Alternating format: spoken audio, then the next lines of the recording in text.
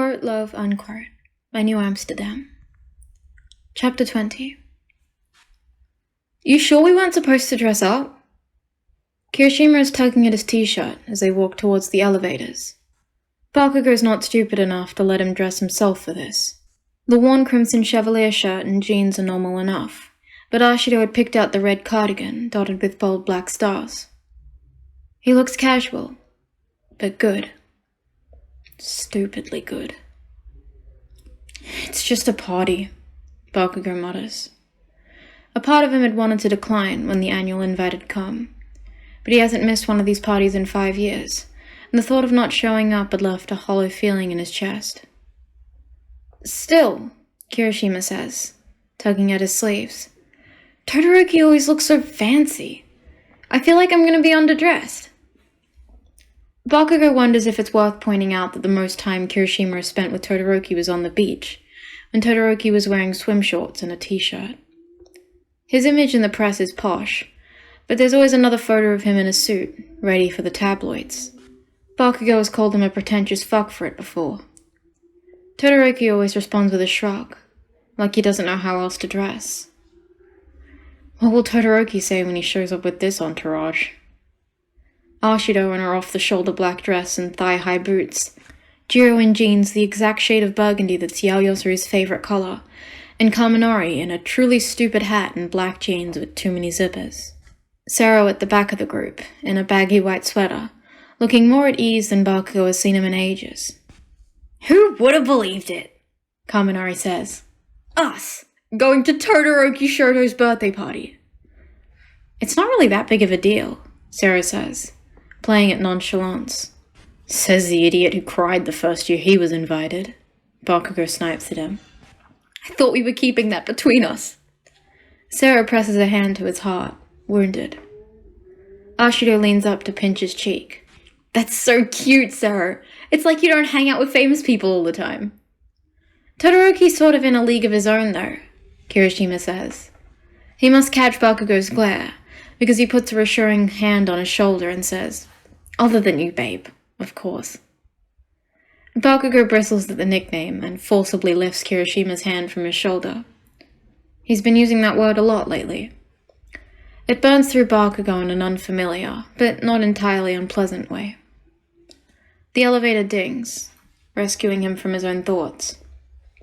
All right, losers, he mutters, leading the way. Try not to embarrass me.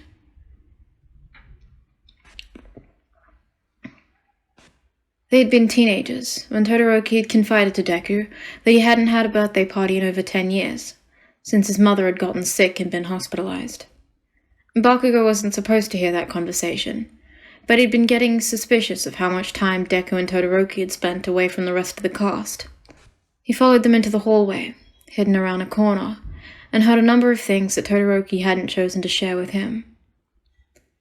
Maybe that's why he feels guilty whenever he thinks about missing these stupid parties. At first, it had been a small group. Deku and Todoroki, Ida and Uraraka, and Bakugou. But as the years have gone, their circles expanded, and this year there are 20 or so people milling around in small groups. Deku's rented out the entire restaurant for the night, probably with his earnings from his latest Yagi-directed film, Bakugou thinks. And no, he's not bitter about that at all. They don't need the space as much as the privacy. There are chefs waiting to prepare hot and cold noodles, and bartenders setting shots on fire. It's elaborate, but it's not over the top. Deku always does these things for others, never himself. He's still wearing one of those fucking joke t-shirts, white with tuxedo written across in black. Kirishima and the others have gone to meet Yaoyoro and Uraraka at the bar, so Bakugou's alone when Deku corners him. Just his fucking luck. Ka-chan! Long time no see. Deku stops a foot or so away from him, like he's trying not to get too close to a wild animal. Bakugou bares his teeth. Deku hadn't tried to contact him since that last phone call, but the memory of it still smarts like he's just skinned his palm against pavement. Have you been keeping up with the updates for the movie? Deku continues, like Bakugou isn't radiating open hostility. There are so many cool people on the cast. Now, in truth, Bakugou has been avoiding even thinking about because he is my hero. He shunts all emails about it off onto a separate folder and doesn't look at them. Sero has been instructed to handle things and keep him out of it unless he absolutely needs Bakugou's input. I've been busy, Bakugou grits out. Yeah, Deku laughs. I noticed. What the hell's that supposed to mean? Bakugou barks. Nothing. Deku holds up his hands. Just, you seem happy, Kachan. I'm glad. Fuck off, Bakugou growls. He hates Deku's little nice guy act. He's always scheming, always hiding something. No matter how many times Bakugou has tried to leave him behind, he always catches up. Sometimes even breaks away and rushes ahead. How's Kirishima-kun? Fine, Bakugou snaps. Why do you even care? Deku frowns. He's my friend too. I told you before. I care if you guys are happy. You can ask him your goddamn self. Bakugou isn't about to confide in Deku. Isn't about to give him more weapons that he can turn against Bakugou later. He already knows too much. Besides, it's none of his business if Kirishima makes Bakugou stupidly, deliriously happy. And he feels well rested when he wakes up beside him, caught in a warm embrace. And he hangs out with Riot most days of the week, and even though they're all idiots, their company is bearable. Most of all, he's definitely not going to tell Deku, of all people, that he's in love. But Kirishima has yet to say it back, and Bakugou's running out of viable excuses for why that is. Oh, there you are. Bakugou looks up to see the birthday boy himself. He looks innocuous in his white and baby blue striped sweater, his expression carefully blank. Hi, Todoroki-kun, Deku says with a smile. Enjoying your birthday? Todoroki nods, presses his lips together to hide the fullness of his smile. He turns to Bakugou, considering. Your hair isn't pink anymore. It's been weeks and weeks since he made that particular mistake at Kirishima's place, and while he'd written out the worst of it, he wasn't about to risk bleaching his hair. There had been pictures of him all over the internet. He'd had to answer questions about his bold fashion choices throughout the Make My Story press tour. Fuck. How could he have not realized that Kirishima dyed his hair? I'm not taking comments from you half and half, Bakugou mutters murderously. Todoroki lifts a hand to the part of his red and white hair, almost self-conscious. He shrugs as if to say, fair enough. Why aren't you hanging out with your friends? Bakugou sneers, gesturing at the rest of the crowd. Todoroki blinks. You and Midori are right here. Deku covers his mouth with one hand, but that does nothing to hide his smile. Bakugou elbows him in the chest, and he coughs. You're one of my friends, Todoroki says, in his usual stated tone. Bakugou hates it. How is he always so calm? Even when making these sappy fucking declarations. Not my best friend. There's Yaoyorozu and Midoriya, but still. Don't get so full of yourself, Bakugou growls at him. It's such a childish way to think about things. And yet, when Todoroki speaks, Bakugou has come to the startling realization that for the first time in a long time, he is surrounded by people he considers friends. Fucking Deku excluded, thank you very much. They're all as annoying as hell, and too loud and too stupid. But they're his, in a strange way. Come on, Midori is saying, tugging Todoroki towards the long table set up in the center of the restaurant. First dinner, then dessert. He's sitting between Kirishima and Uraraka at dinner, and fuck if that isn't awkward. Uraraka greets him with a kiss on the cheek, like she's forgotten that they don't have to pretend to be affectionate anymore. She doesn't apologize, though, just punches him in the shoulder and laughs, before taking her seat beside him. Is this just his life? A series of pretenses that eventually turn into something genuine? He hadn't even liked Uraraka in the beginning, but he'd gotten used to her, and now she's just there, an irrevocable part of his life. He steals a glare at Kirishima and gnashes his teeth.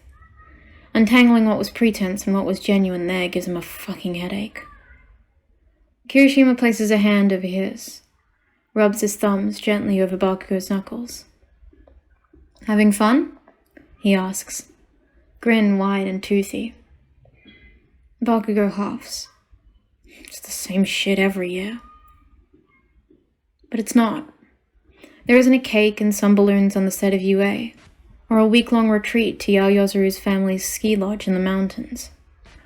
This is an evening surrounded by people who aren't impressed with the fact that he's an actor, who aren't cowed by his anger and bluster.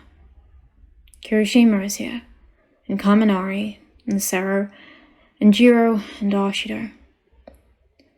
He doesn't know if he'd call it fun, but it's comfortable, and that's perhaps a more unfamiliar sensation. He's quiet throughout dinner, and at some point, Uraraka and Kirishima take that as license to talk over him. "I was so excited for your album," Uraraka was saying. "You're already working on the second?" "Yeah," Kirishima says, mouth still full of food. Bakugou whacks him on the back, and he swallows before continuing. "I mean, the video is timed for the release of the single, and it'll be a while yet before we have enough material for a full second album.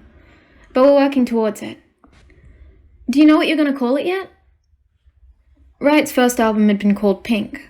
The album's art featured Ashido's startling dark eyes, looking out from a pink background, the band's name in bold type underneath. Kirishima shrugs in response to Uraraka's question. "Well, I had one idea, but it's a good idea," Jiro puts in from across the table, where she's sitting between Yaoyoro and Hagakure Toru. "Kayama-san wants us to stick to the color thing. Says it'll be good for branding." "Yeah," Kirishima admits, and it's clear he's embarrassed. On Hagakure's other side, Ashido freezes mid-sip of her drink. "Well, a lot could change between now and when it's released, but I'm thinking red, maybe." Bakugou frowns at him. "Stop sounding so fucking hesitant. Aren't you the one always going on about manliness?" "I think that's Bakugou-kun's way of saying he likes the idea," Uraraka says, tapping one finger against her cheek. "I never thought he could be such a supportive boyfriend." "Fuck you," Bakugou tells her. "I went to all of your shitty premieres and product launches, and we weren't even together." He doesn't do things halfway, even when they're fake. He's an actor, for fuck's sake. "I'm glad they didn't keep that up," Hagakure whispers behind her hand to Ashido.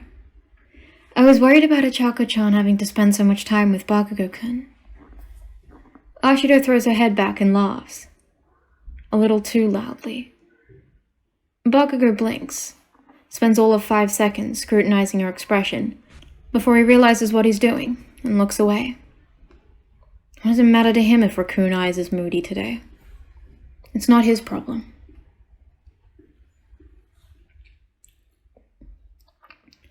Dessert is the typical strawberries and cream cake that Deku gets every year. It's too sweet for Bakugou's taste, and he ends up shoving half of his slice onto Kirishima's plate. Everyone is talking and laughing, and Bakugou's starting to think this party's gone on too long. "Come on," Kirishima says, tugging on his arm. "I want to dance with you." The dancing is new this year. Jiro had hijacked the speaker system with her phone, putting on a playlist full of radio hits and songs from 2 or 3 decades ago.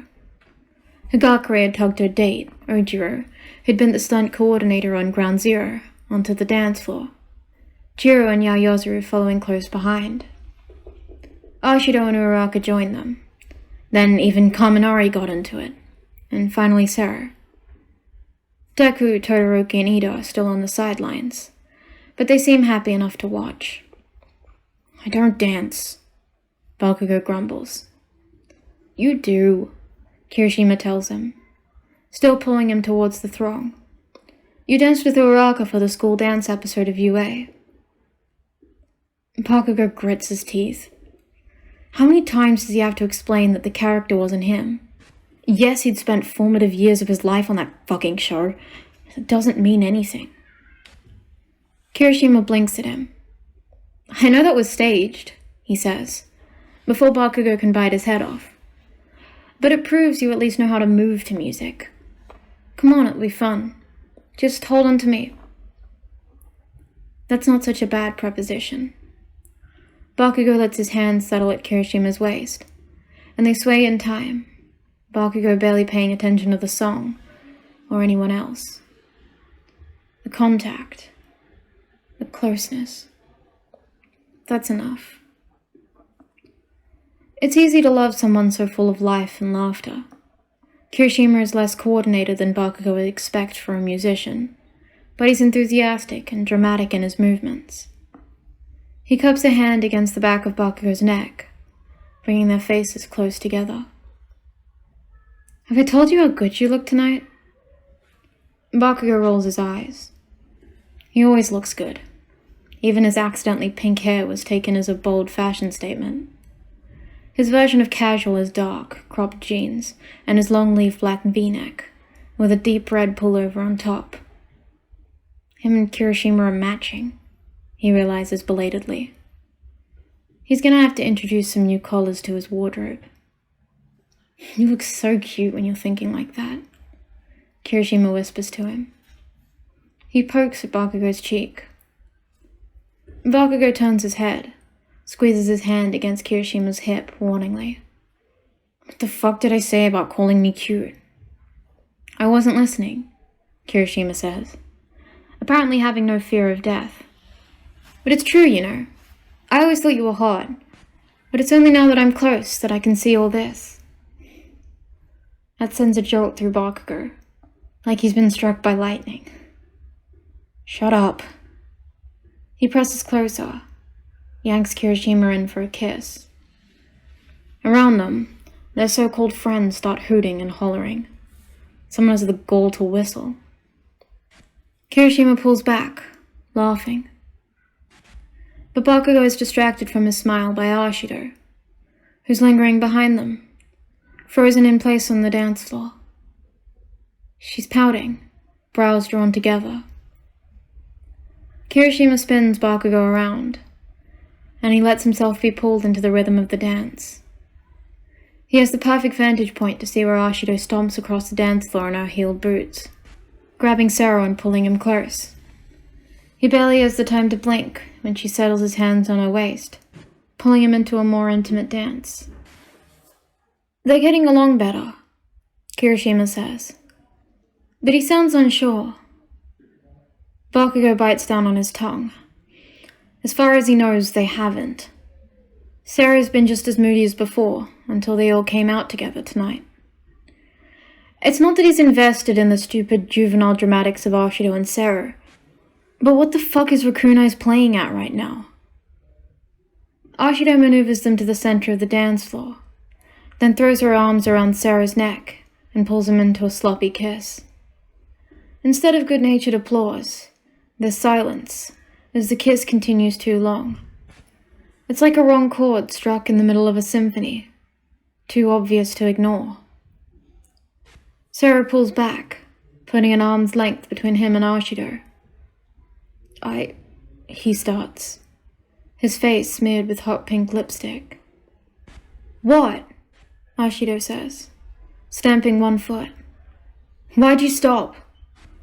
Sero places his hands on her shoulders, holding her still. Mina, he says gently. What are you doing? Don't you want to kiss me? Ashido demands. Sero swallows, takes a step back like it's physically painful.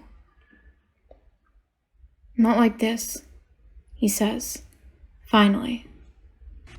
Ashido, Kirishima says softly, pulling away from Bakugou and taking a step towards her. It's fine, Kirishima. Ashido doesn't wait for him to get close. Instead, she laughs, light and breezy. What's everyone looking at? She says, waving cheekily at the others on the dance floor. It's a party, isn't it? Don't stop just 'cause of me. She turns and walks off the dance floor, then straight out of the restaurant, her heels click, click, clicking as she goes. The silence is resounding. Even the crooning of some cheesy ballad over the speakers can't mask it.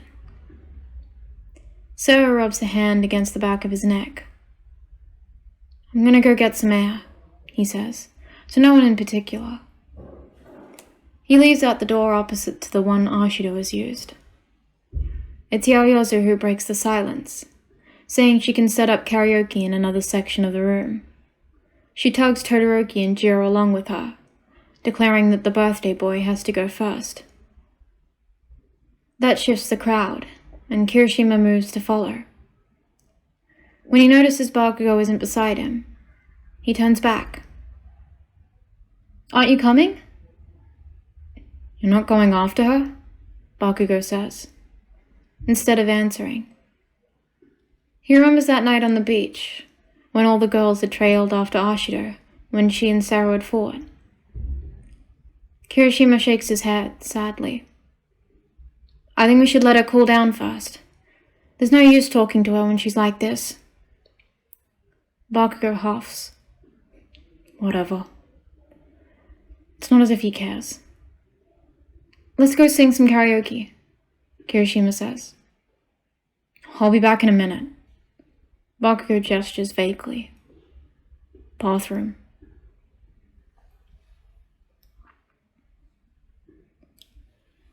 Sero is sitting on the short staircase leading down into the lobby. His elbows are against his knees, hands over his face. His expression is completely obscured, but the way his long limbs cover him, he looks defeated. Bakugou comes up behind him, and he doesn't have to clear his throat before Sero says in a small voice, "I don't know why she's doing this." Bakugou blinks. He had thought that part was obvious. She fucking likes you. Why else would she kiss him? Sero lets out a weak laugh, pulls his hands down so he can look at Bakugou with glossy eyes. Most of the time, I'm not so sure. Huh? Bakugou remains standing, Sero sitting on the low stairs. They both look outwards towards the glass walls, to the city outside, blanketed in snow. We're not 17 anymore. Sero stares down at his hands. Bakugou resists the urge to kick him. Sero's always been less annoying than the rest, even if he doesn't pay Bakugou the respect that he should. Their lives are irrevocably entwined with Riot's now, and if this drama continues, Bakugou's life will continue to be a headache. It's just, you say a lot of things when you're 17, and maybe you even mean them, Sero continues, talking to himself more than Bakugou. When she told me she loved me, I believed her. I wanted to believe her. But how can it still be true? How could something she felt that long ago still be real? She was an idol then, and now she's blowing up all over again. She's still a star, and I'm not even a background character. I'm behind the scenes. I've got nothing to offer her.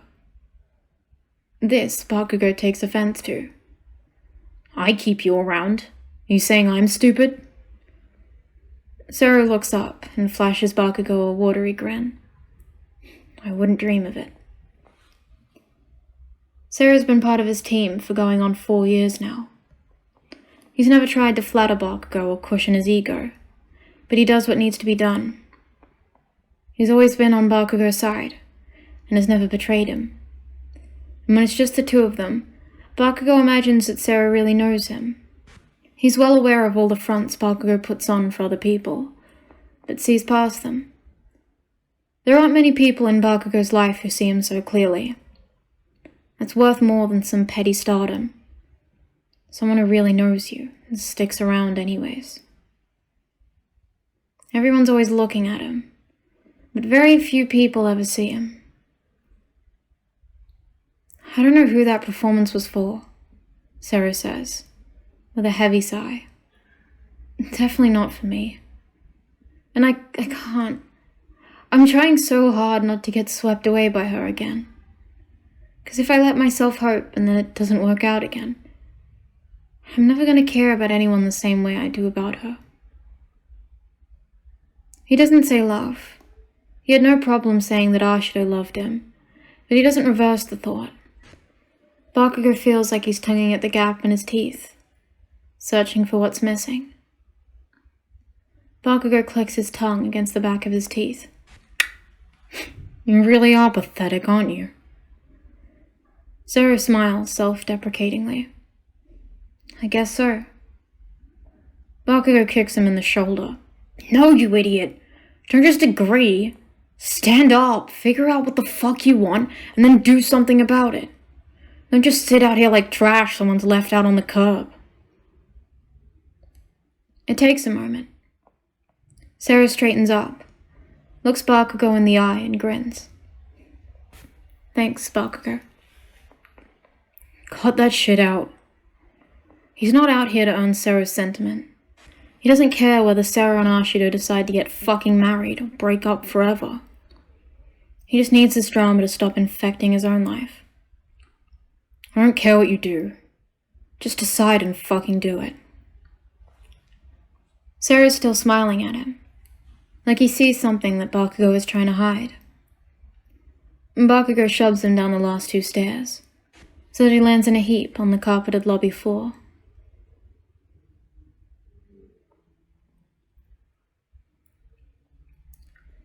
He hears the music first.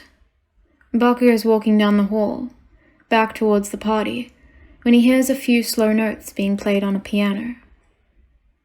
The voice hits him next, a slow, sad progression through words that are achingly familiar.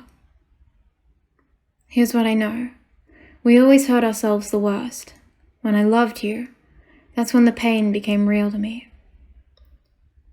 Under normal circumstances, he wouldn't care about whoever is singing so mournfully. But fuck, he knows that song. He didn't realize that anyone else did. He's only ever heard it in one context. It's a side room, across the hall from the restaurant where Todoroki's party is being held. The piano keys echo more loudly than the voice, but even so, Bakugou can recognize who it is. Who else would it be anyway? Ashido is leaning sideways against the large grand piano, her face pressed against the music stand. Even from the awkward position, her fingers dance across the keys. Bakugou blinks at that. He never realized that Ashido could play an instrument. Her singing grows more broken, words intermittent with sobs. Her black eye makeup is streaked, long dark trails running down her cheeks. He doesn't bother trying to cushion her feelings. That's not what he's here for. What's that song? He demands. Ashido looks up, but isn't startled so much as embarrassed. She rubs at her cheeks with the heels of her hands, straightens up a bit, even though there's still tears gathered in her eyes. What? Oh, it's nothing, just one of Crimson Chevalier's old B-sides. She hiccups, fingers still dancing out the rest of the tune across the piano keys. Crimson Chevalier. Kirishima has at least half a dozen shirts with that name on them, black and red and grey. He's wearing one tonight. His record collection is full of modern bands and known classics, but he has a dozen different recordings of Crimson's music. There's a poster of the man himself, wielding a red guitar hung on Kirishima's wall. Fucking course. Why'd you want to know? Ashido asks, voice purposely light and airy. None of that heavy mournfulness of her singing is left. Bakugou scoffs. Why are you sitting here like a loser instead of partying with your dumb friends? She puffs out her cheeks. They're your dumb friends too, you know.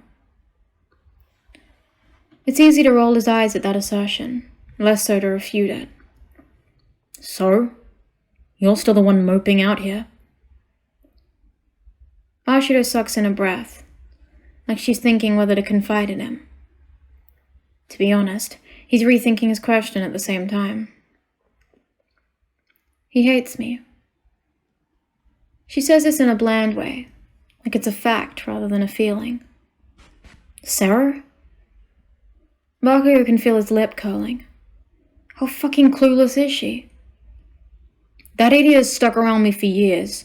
You really think he can hate anyone? Sero's trademark is his steadfast, appeasing smile. He deals with shark-like paparazzi and over-emotional fans with the same cheery attitude and unfailing politeness.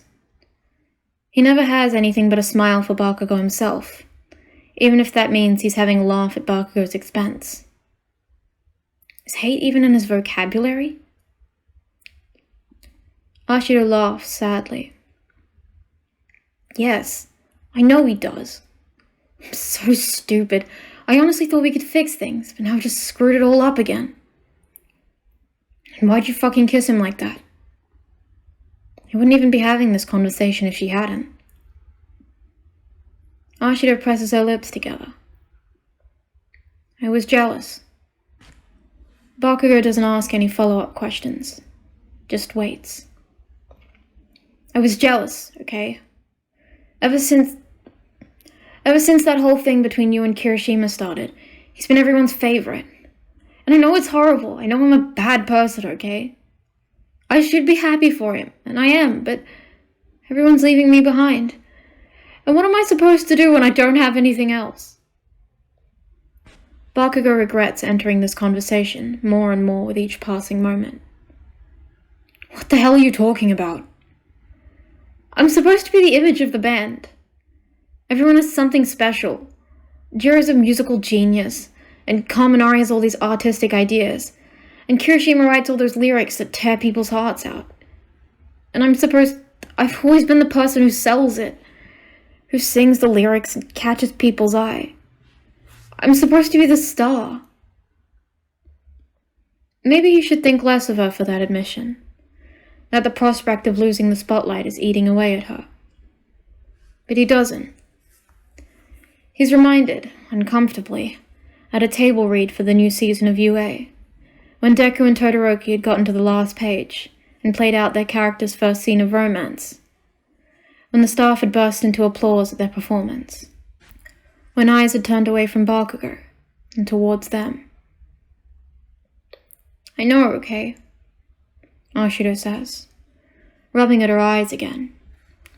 Black is streaked all over her face, making her look more like a raccoon than ever. I know Kirishima's a great singer. He's always had star power. But without this, if everything keeps changing, they won't need me. No one will. So forgive me if I wanted to feel like someone loved me. Only me. For even a second or two. She sniffs noisily. Shitty thing to do to Sero, Bakugou mutters. He would never use anyone to make himself feel better like that. And was it even about feeling loved by him, or about drawing everyone else's attention? Ashido stares down at her feet, the lights casting a glare on her shiny black boots. It's not like he can think much less of me. He still thinks I trashed Kirishima's audition tapes, and that whole thing happened like 5 years ago. Audition tapes? Ashido waves a hand. It's a long story, and sometimes when I feel jealous like this, I think, maybe I would have done that. If I didn't love Kirishima so much, maybe I would have let my jealousy get the better of me. But I didn't. She lifts her chin at that, eyes shining with defiance. But then she crumples once more, shoulders hunching as she squeezes her hands together. I'd rather he hates me, or thinks I'm awful, than forget me entirely. If he doesn't see me, if nobody sees me, then who am I? Being in the spotlight is like living in a house of mirrors. Everyone has a different image of you that they reflect back, slightly distorted. Since you never see yourself clearly, how you think of yourself is shaped by these warped reflections. You see yourself as a reflection of the way others see you. Bakugou remembers being a child, thinking, everyone knows it's my fault that Yagi-san got sick. He won't say anything, but everyone else is thinking it. This is all I'm ever gonna be. And then later, Deku's the hero, so of course they'd paint me as the villain. He's sweet and fucking nervous with everyone he meets, so everyone thinks I'm a demon just because I'm not bending over to lick every director's boots. And later still, they want me to be just some fucking bad boy that Uraraka managed to tame. Like I was a feral dog or some shit. Like I would have just turned around and became the perfect boyfriend just because she batted her eyelashes at me. Just because we played out a relationship on some stupid fucking show. What is he now? An actor who defiantly came out? Boyfriend to music's hottest rising star? The kid who's going back to work with Yagi Toshinori again? After 15 years? I don't really know why I'm saying all this to you, Ashido says. You don't care. He really doesn't. But he understands, and that empathy is foreign and uncomfortable. Why'd he never imagine that someone else might feel the same way he does? Be whoever the fuck you want to be, Bakugou growls. If Sero or anyone else doesn't like you, who the hell cares? At least you'll be something real. Ashido blows out a breath. Guess you never had a problem being the bad guy, huh? Fuck off. I'm the best. She smiles up at him, eyes round and tear-glossy, cheeks black and smudged. She looks ridiculous. You're not so bad, you know. What the hell did I just say? Keep up, raccoon eyes.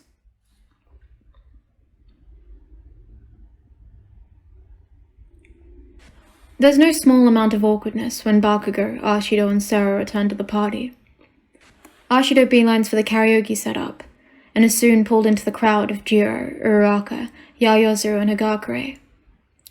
Sero goes to apologize to Todoroki for causing a scene, but the birthday boy waves him off. Apparently, while they'd been gone, the others had come to an understanding they wouldn't make a big deal out of what had happened. Kirishima finds Bakugou after that, lifts a brow when he notices Bakugou returning just after the other two. What'd you do? He asks. Nothing, Bakugou mutters. Let's just get out of here. The party wraps up quickly after that. Todoroki claps Bakugou on the shoulder, remarks blandly that they should do this again next year. Bakugou threatens not to show up next time. But he makes that threat every year, and he has yet to make good on it. He's lost in thought the entire way back to the apartment. When he and Kirishima arrive home, Bakugou pulls his keys and phone from his pocket. In all the excitement, he hadn't noticed his phone ring. 1 missed call, 8:17 p.m. All night. Bakugou stares at the notification. All the air suddenly sucked from his lungs. Bakugou, Kirishima asks, placing a hand on his shoulder. You okay? He looks at Kirishima, his round eyes full of concern, his lips pulled down into a frown. Bakugou has never felt so strongly about another person. Never wanted to be with someone this way. The last person he'd felt anything remotely this intense for, even if it had been an entirely different emotion, had been Yagi Toshinori. And that had ended in disaster. Is there something toxic about his admiration? His affection? Does it eat up the people he cares for? Is he doing something wrong? Bakugou, Kirishima asks again. He ignores Kirishima, walks straight past him and into his bedroom. Kirishima calls after him, but Bakugou doesn't respond. He searches around in his closet, to one of the neatly labeled boxes stored on the uppermost shelf. He quickly finds what he's looking for and returns to the sitting room, where Kirishima looks at him with a frown. "You're freaking me out, man." Bakugou gulps down a breath, then tosses the objects he retrieved towards Kirishima. Caught off guard, Kirishima catches them against his chest, then holds them up to get a better look. They're 2 CDs, carefully stored in jeweled cases. They're labeled in red Sharpie, block letters written with a youthful hand. Kirishima Eijirou, and then a date for 5 years ago. "These are my," Kirishima says dumbly. "How do you have these?"